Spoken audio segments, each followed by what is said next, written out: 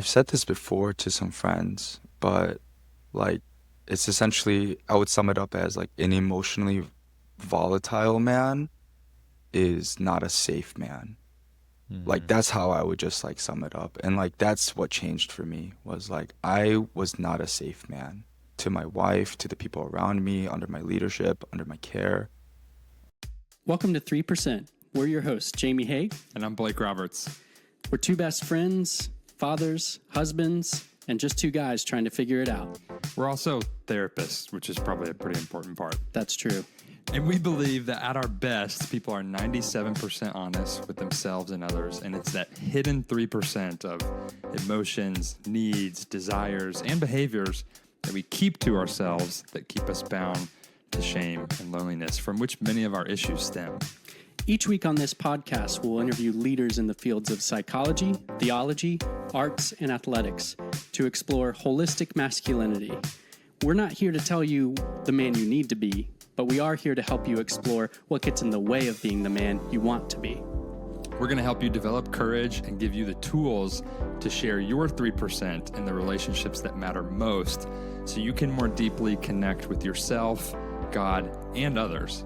So, pull up a chair. Let's get into it. So let's be honest. Let's be honest. Let's be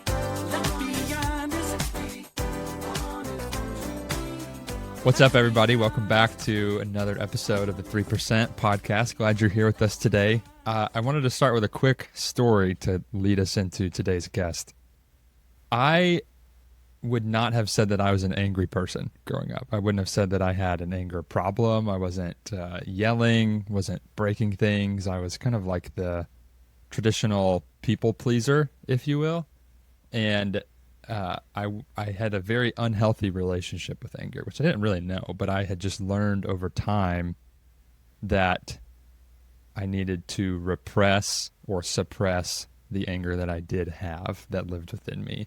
And again, it wasn't like a conscious thing, but it was just the way that I learned how to go throughout life. It showed up in the way that I would shut down during conflict. I was very easygoing on the outside, but really I was just afraid and had all of this anger and all these other emotions that were influencing the way I was showing up in relationship. And what I've learned over time, and what we're going to talk about some with our guests today, is that repressed anger doesn't actually disappear. It just leaks out in some pretty unhelpful ways. And typically, you're either on one end of the spectrum where you're kind of like me, where you would maybe say, I'm not an angry person. Or maybe you're on the other end of the spectrum and people would describe you as an angry person who is just always this baseline of irritation and maybe rages out on people. And so today we're going to talk with our new friend, Young Yi, about that and much more, but about how our relationship with anger specifically can help us be more holistic men, more holistic people, more holistic followers of Christ, because that's been a part of his healing process. And so we've got Young Yi on today. He is a dog dad, a husband to a golden doodle, right? Yep. Love it. A husband, a pastor, photographer. He's got an MDiv in spiritual formation and discipleship, and he is currently planting Kindred Church in Metro Detroit, which we learned before recording this. We're recording this in the middle of June, where it's like 500 degrees in Nashville. Apparently, it's not too cool over by the Great Lakes either. Yeah, we're really glad to have Young on today. And just before we get into it, I'm just curious, like as I share that story, kind of segueing into introducing you, if there's anything you would add to that about how you perceive your relationship with anger now, maybe compared to how you used to. Yeah, I think it's interesting how you say that like you have a relationship with anger. Is that something that like is pretty normal in like the therapy world? I would say, yeah, in the therapy world, yes. And I sometimes have to forget that, like, it's just the way my brain works now. But there are Mm-hmm. people in my life that when I say, like, I talk about a relationship with my anxiety or with my Mm-hmm. shame, all these different parts of me. And yeah, there is a sort of like I'm sorry, what? Like a relationship with those things? Aren't those things that you're supposed to like pray away? What's going on here? Mm. Can we ask Young, how would you, if you don't say a relationship to your anger, how would you describe your anger? Yeah, no, that's so good. The reason why I ask is because when I was in therapy, my therapist would say, "How is your relationship with anger?" I said, "Hold on, I can Yeah, have a yeah. relationship with my emotions." Mm, So mm, before, it would be that like I embody the emotion. So I am mm, an angry man. So Mm, that's how I would have defined it in the past. mm, Whereas now it's Young has a healthy or unhealthy relationship with anger or sadness or anxiety. That's how I would describe it now. So that's mm. probably like the shift that's yeah. happened. I think Blake and I are both pretty curious. Like the 30,000 foot is, we just heard that you would have described yourself as an angry man. Can you give us context for Hmm. how you ended up labeling yourself that? What Yeah. were the bricks that built that house? That's such a good question. So for me, it starts with my childhood, and it starts with my parents. They immigrated from South Korea. My dad, he came to the States with $200 in his pocket, and I grew up with like a silver spoon in my mouth kind of thing, upper middle class Michigan suburb. But over the years, one of the things I noticed, at least with my dad, was just the stress of having to provide for my family. I think he sacrificed a lot for my family, and he sacrificed, in hindsight, a lot of who he was as a person to provide like financial stability for my family and all that. And he had his own business and whatnot. And I do remember a lot during my middle school years and especially my high school years, especially in 2008 when the recession hit the US. Both, I think a couple of my dad's stores, he had to close them down. And so financially, there's just a lot of stress, I'm sure, on his end, trying to just upkeep the lifestyle that we had and whatnot. And Mm, so a lot of that transpired over to just the way that he would raise me.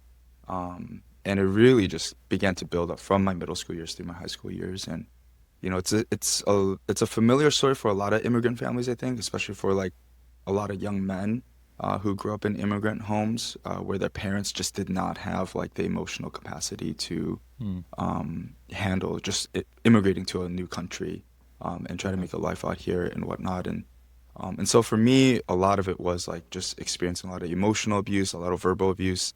Thankfully for me, for my story, I never had to experience any like physical abuse. Mm, Um, but the verbal and emotional was enough to teach me, like, if you want to get your way, you power up and you get mm, angry. Mm, So that was like, that's probably one of the biggest takeaways that I got, at least growing up, mm, um, within that type of household. mm, mm. Yeah.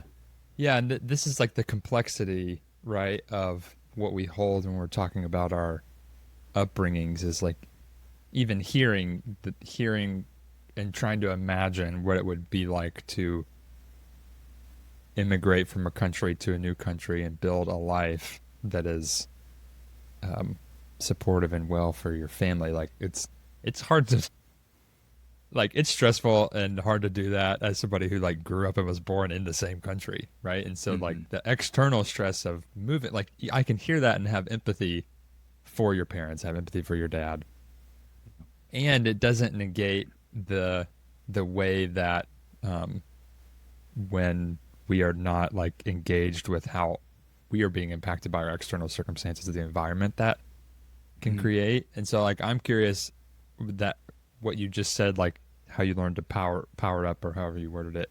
Would you have Hmm. said that that's something that you learned like that was like overtly kind of like, hey, this is how we do this. This is how we be a man. It was kind of overtly taught to you. It was more, or was it more something that you just picked up as just the way that you saw how life was going?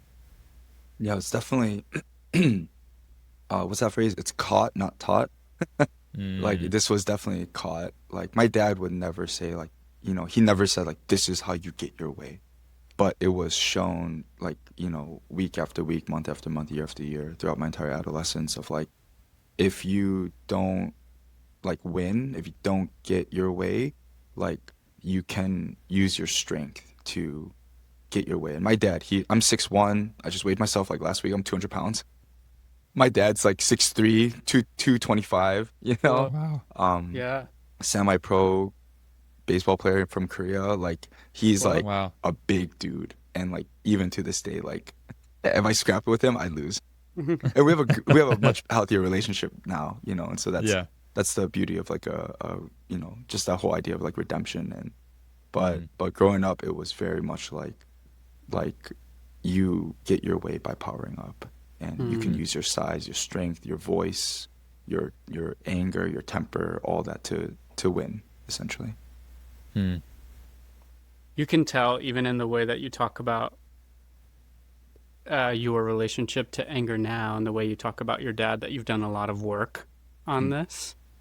Uh, I'm I'm curious, like you went and got your MDiv. Tell us more about how you're in high school, you're an angry kid, I imagine by the end of high school what you're talking about. And then you go off to college.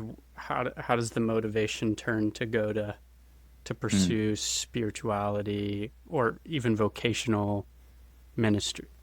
Yeah.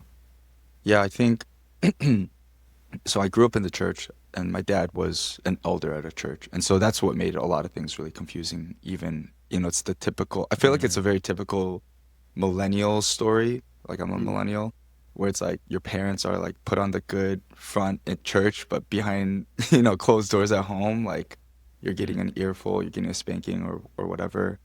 But for me, grew up in the church. I went to school at Michigan State actually to be a veterinarian. So I was a zoology major for like 3 years, and then towards the end of that, like end of my junior year, long story short, just had like a come back to Jesus moment. Served in my local church for like a year and a half, and actually one of the youth kids was like, "Are you our youth pastor?" And I'm like, "I'm just a college kid." And then he says this. He says, "Well, I could really see you being a pastor one day." And I was like, "That's the craziest thing I've heard." And Wow. so, that sat with me for another year, trying to figure out if I want to do, veterinary medicine or human medicine, and then just took the jump to go into ministry instead, after just wrestling with that for about a year or so. And then, went to seminary after that and got my MDiv. Took about 6 years. I was working full time at a local church, and there was a part, ironically, like my degree is in spiritual formation and discipleship, but little did I know, like so much of like the unmet like child within me that so to speak was like untouched, like like nothing, like there was nothing that reached that part of my upbringing and my experience growing up. And so, I got married in 2018. And actually, in the first 3 years of my marriage was where my anger really popped up and almost destroyed my marriage. So my wife and I, we just passed 7 years, so we're still here. Congrats. Thanks. Yeah. Yeah. Yeah. So we're still here, but the first 3 years were like hell for her, Yeah. just because of my, I didn't have a healthy relationship with anger during that time. Boy, marriage will expose us, won't it, man? Yeah. Oh, man, I it's- had a friend, Heath Drimmel, shout out if you're listening, that told me right before I got married, he was like, I know you've done a lot of work, because I had been in therapy and stuff. He's like, I know you've done a lot of work up until this point. And he was like, do you think you know yourself? He may not have said it this way. This is how I remember it. And I was like, yeah, I mean, yeah, I would say like more than I did.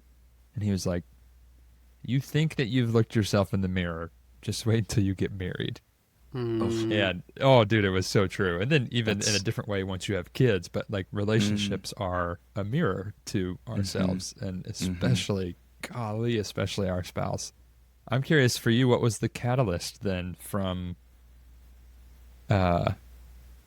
Maybe there wasn't one thing, but where did that start to change after those Yeah. first few years with your anger? Like, what started to move the needle to what it is now?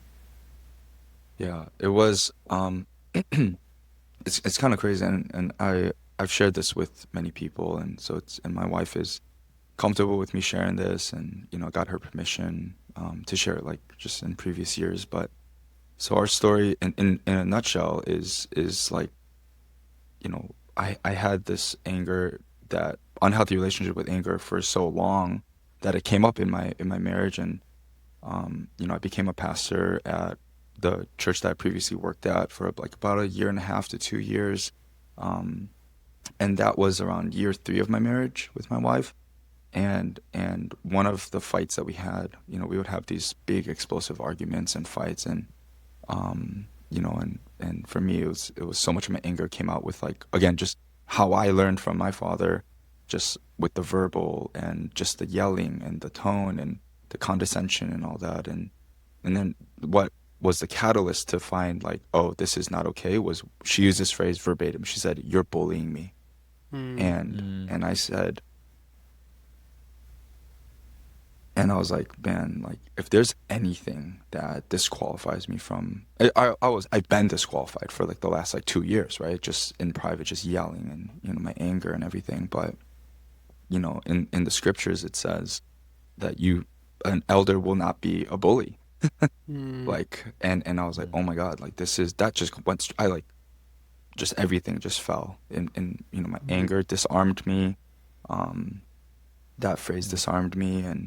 And so after that, I was like, I need help. And so I ended up writing at 2 in the morning. It took me 45 minutes to write like a 3-paragraph email to my co-pastors. I said, either I'm going to divorce my wife and get fired.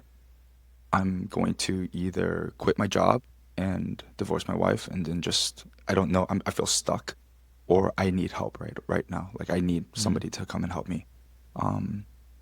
And so my co-pastors were brilliant. They got together at like 6 a.m. and they made this huge plan, and they said, we're going to put you on leave. It's going to be paid leave, and we just want you to get help. We'll pay for like your therapy. Oh, it was like, I was like, we love you and Hannah so much. And they even think about it, just, and they're like, yeah, Yeah, we I just got want you chills. we just want you to get help and to grow and to protect your marriage. And so they put me on leave, indefinite leave, for ended up being 6 months.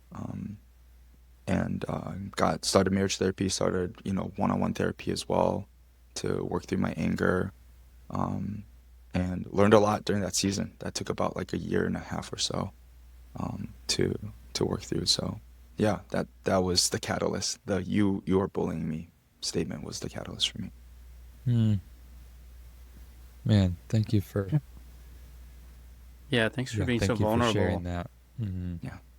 I think in a world full of stories about the church failing its Yeah. members and pastors, Yeah. to hear a church like act like Jesus, to especially those in authority who admit their hurt and their pain. It's like, dude, it had me welling up to hear Yeah. your church's response and your humility to email them. Yeah.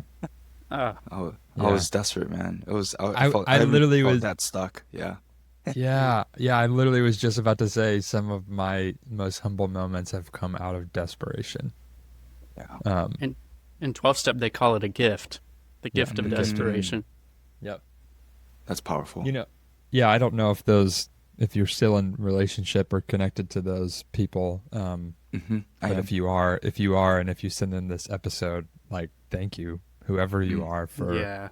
modeling that, because it could have been handled so differently. And like, wow, the healing that came from that for you, that now the people under your leadership now are being impacted by that response. And yeah, kudos to you, like, to be in that place where you probably have so much shame, I would imagine, Oh, yeah. of Tons. like having this experience when you're in this leadership role, and then to be able to, through that, like, acknowledge it by asking for help is, man, like, so beautiful. And yeah, Thanks. Yeah, no, I still am in relationship with them, and they're, my co-pastors are just terrific, terrific men that really Mm. just value marriage and value just yeah, just the overall health of Hmm. of one another. And so I really appreciated Mm. that from them, 100%. Go ahead, Jamie. Okay, I have my so many directions that my brain wants to go. here's where I want to go, and you guys can push back if you don't want to go here. But Okay. what I wanna know is, as you worked on changing your relationship to anger, how did that inform what masculinity is for you? Oh, I like that question. I approve. Let's go there. I've said this before to some friends, but like it's essentially, I would sum it up as like an emotionally volatile man is not a safe man. Like Mm. that's how I would just like sum it up. And like that's what changed for me, was like I was not a safe man to my wife, to the people around me, under my leadership, under my care. I think it's just the whole idea of like, can you be self-controlled with your anger? Assuming you have a healthy relationship with it, like when do you know how to act on your anger? I think one of the best lessons that I've learned from, and again, this is just from my therapist to me, so I don't want to like Yeah, project come it to on. other people that are listening. I know that there's some nuance there, but I think that one of the biggest lessons I learned was just because you feel anger doesn't mean you're justified to act on it. And Mm. I think in masculinity, like when so much of us were taught like as men, like if you feel angry about something, you gotta do something about it. Hmm. And Yeah. and that's not true. I think especially with anger, because anger is it's such a I heard Rich Viola say this, and I'm sure other people have said it too, but he's a pastor out in New York and Queens. He said that anger is a difficult emotion. It's like complex, there's layers to it, and I think that's why it's not like the best emotion to just like act on just because you feel it. And I think that's changed my view of it with masculinity, like Hmm. with regard to Mm. masculinity, is like if you are emotionally volatile, especially with anger, like you are not a safe person, Hmm. and a safe man. And in some sense, that's okay to say that, because it's okay to like believe that about yourself, because that just means you're coming to realize like, oh, my relationship with anger is not healthy. Mm. Hmm. And that's what's like one of the biggest shifts for me over the Yeah. last couple of years. Yeah, I love that. there's like a pretty well-worn counseling trope called the Mm. anger iceberg. I don't know if Oh, you and your therapist did please this. enlighten me. Um, well, so icebergs, there's only a very small percentage of an iceberg that shows above the waterline.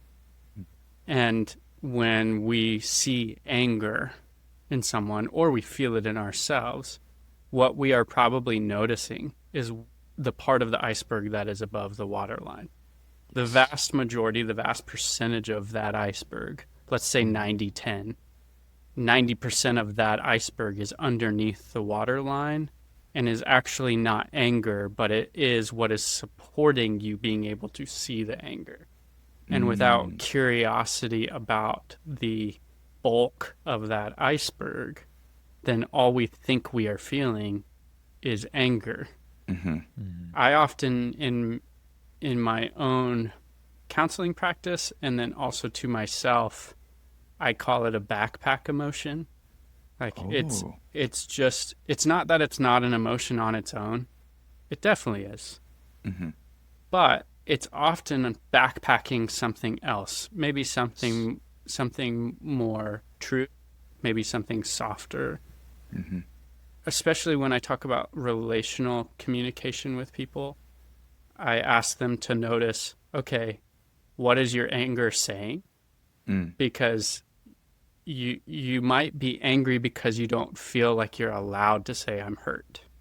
Or you might be angry because you don't feel allowed to say that I'm lonely or I'm mm, sad. No one showed you how to be sad, so the only thing you know how to do is to be angry.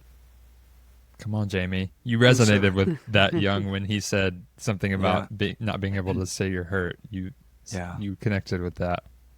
Yeah, for me it was so spot on. That's like you just peered into my childhood. Yeah. Um You should be a therapist, Jamie. it's yeah, you should be a therapist. Um for me it's sadness. Sadness is like the 90% of my underneath the surface, like, and like, it for me, my upbringing, my story is the typical like men aren't allowed to cry, right? If you're a man, you don't cry. And I remember my dad saying this. He said the only time you're allowed to cry, you're only allowed to cry 2 times in your life, when me and your mom pass away. And that's the only time. Any other time, you're not allowed to cry, because men don't cry. I remember him saying that to me as like, I think I was in like elementary school, middle school.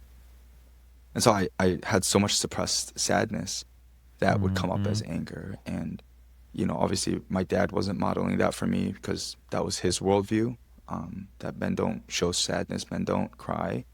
And so for me, when I was going through therapy, when I was going through marriage therapy, so much of my therapist's words to me was, how does that really make you feel?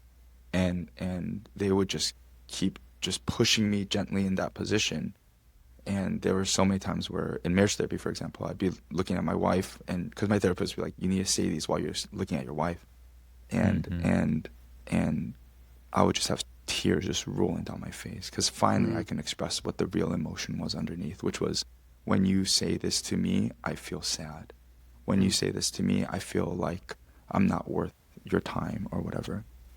And so for me, it's definitely sadness. Like sadness is, and so now even, there are times when my wife and I will fight, and she'll say something that like just cuts my heart, and I'll just stand there and I'll pout, and I'll just have like 1 or 2 teardrops just going down my face. I'm like, that made me really sad. And I'd rather have that than blow up at her. And you know what I mean? Yeah. Like if it's between one or the other, I'm gonna take sadness, because that's actually how I really feel. I actually don't feel angry at what she said or did, but it's actually sadness that I feel. Yeah. Yeah, Oh, that's backpack beautiful. emotion is I like that. That's a good analogy. Yeah. I'm going to get nerdy for a second, so bear with me.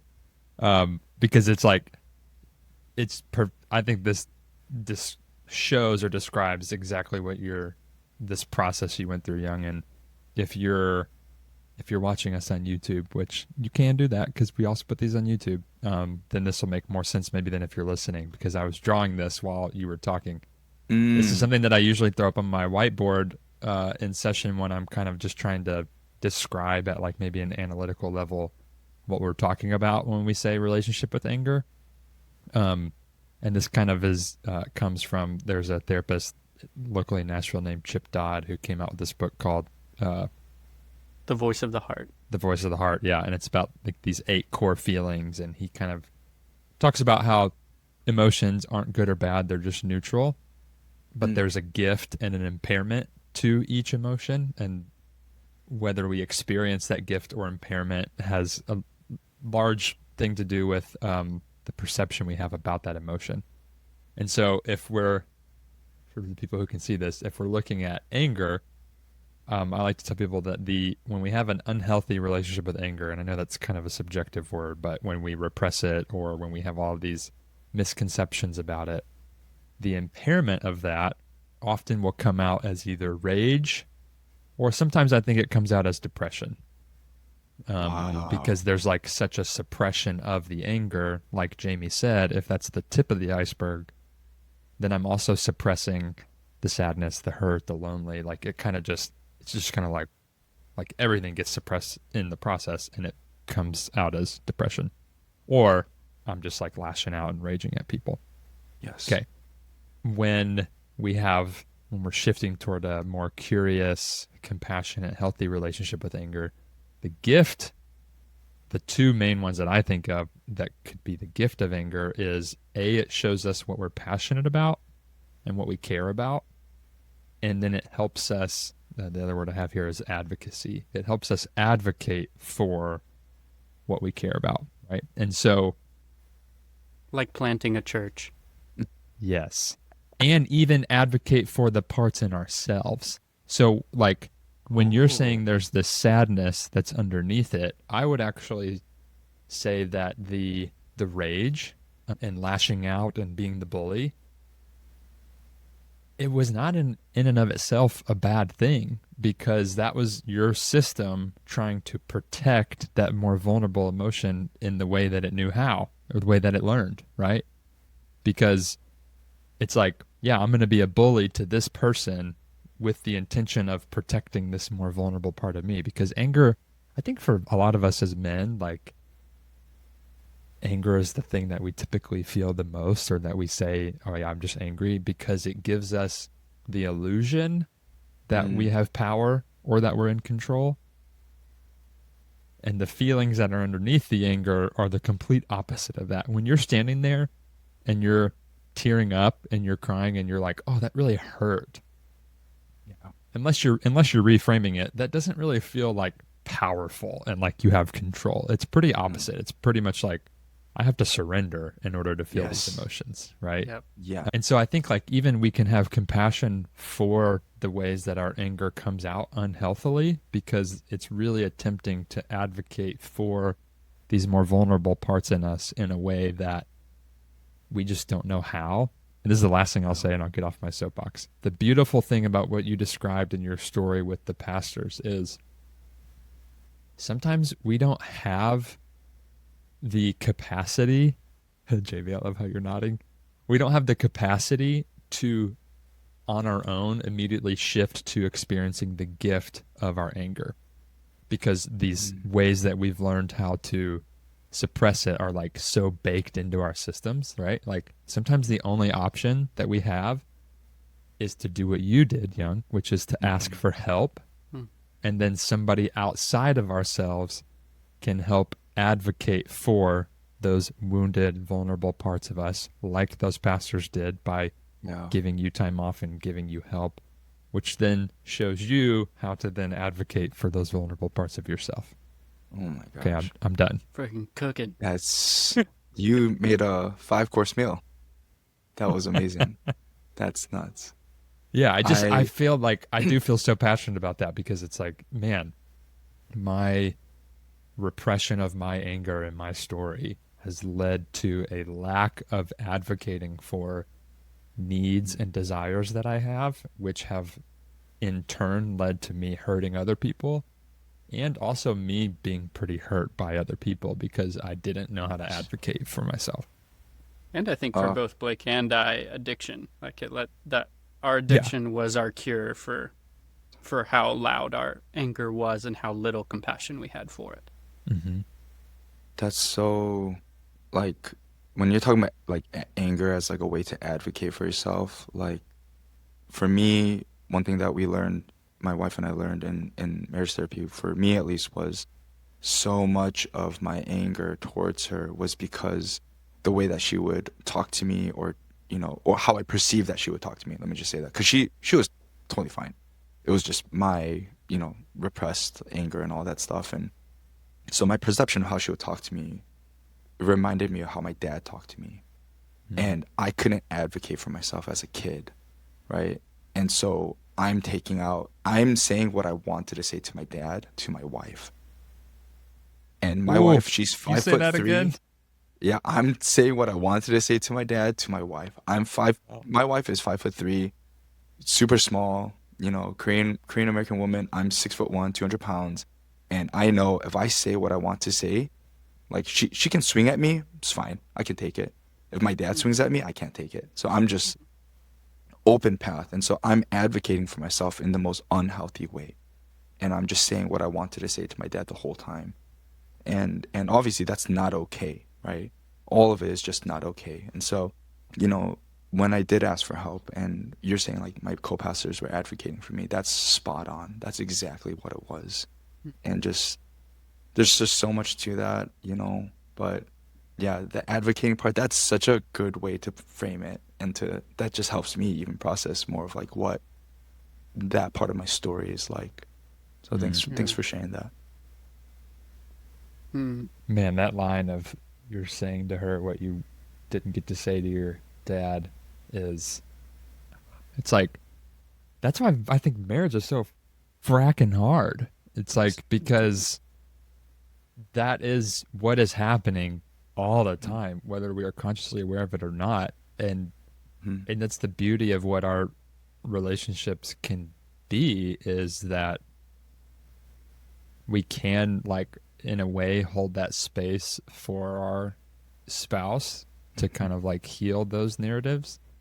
And then there's ways that, I can totally over project Yeah. my unprocessed stuff onto my wife, and then expect or want her to be the one to like heal it for me, when it's like, that's actually kind of work.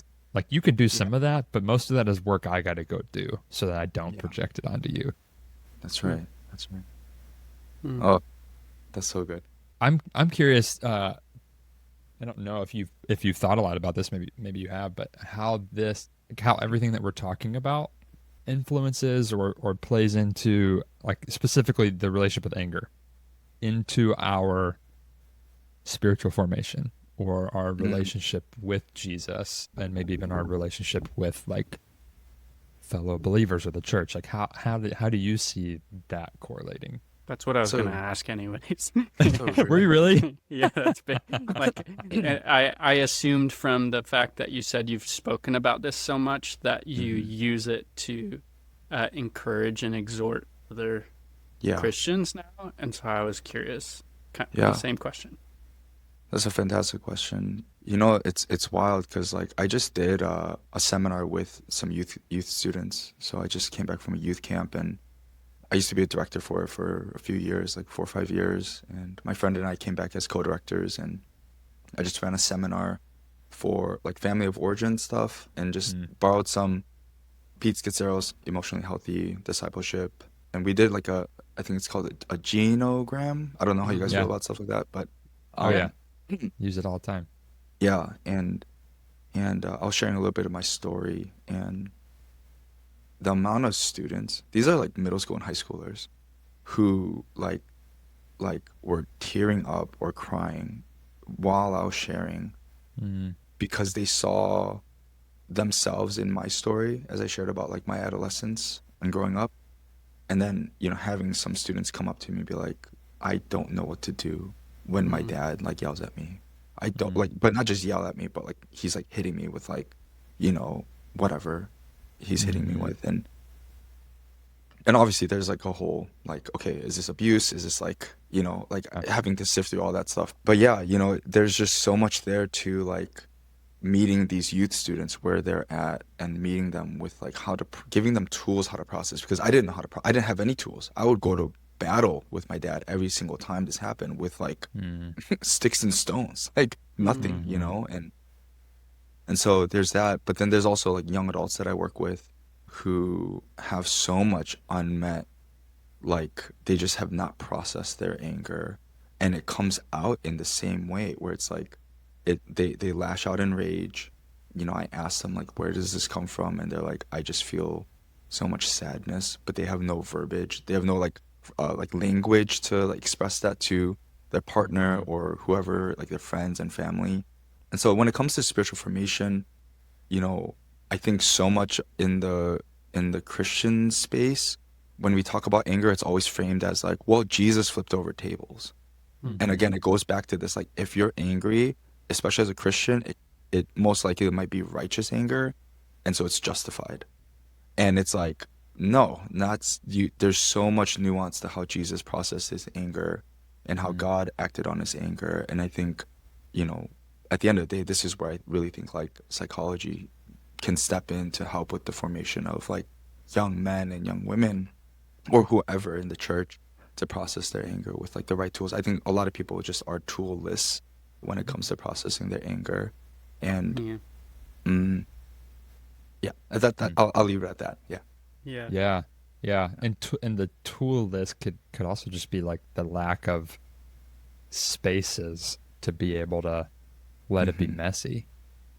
Yes. Like, so much of, I feel like my work, or even clients, is like I'll tell people all the time, they'll like go to say something, and I can tell it's coming from a place of anger, and then they'll have the part of them that wants to caveat or like package it in a certain way, and I'll just be like, listen, this person that you feel angry toward right now, they ain't even here. They're not going to know anything you're saying. And it doesn't make you a bad person to say whatever it is, the way that it is honestly true, already living in you. So just like if you were to say it without holding back, without, whatever, what would that be like? And like stuff comes out that sometimes people outside would be like, oh my goodness. But the purpose of that is because it clears out the cobwebs a little bit and helps get to what is really needed. And a lot of us just don't have the spaces to be able to do that, because you got to be able to have somebody that can really hold that space for you. Yeah. How are you supposed to have messy emotions if you're worried about your parents' reaction to you? Or how are you supposed to have messy emotions if you're in your marriage and neither of you are making space for either of you to have messy emotions? I think it gets back to what you were talking about at the beginning, Young, which is being emotionally volatile as a man doesn't create the safety for you or for others to experience what they're feeling. Absolutely. And it can be so helpful for us as men to find a safe place to have messy emotions so that we can make space for other people to feel messy emotions around us too. Oh, so good. And that is not a marketing segue into an offer we have. Just so everybody listening knows, we're not to be like, and so here's a space. Maybe one day. We're working on some things, but That's right. if you need a space like that, let us know. Drop a comment.